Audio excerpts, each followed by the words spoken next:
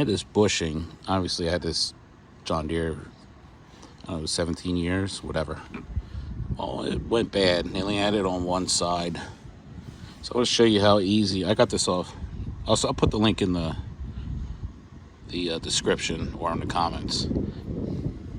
But I got this off Amazon. So what you do is you squeeze it in here, like so.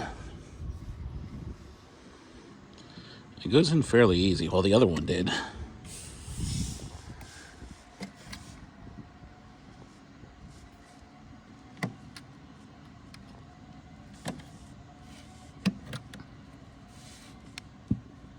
Just pushes right in.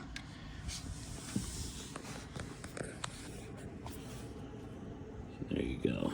So that's two of them. And as easy as that. Any questions, please comment below. Thank you for watching.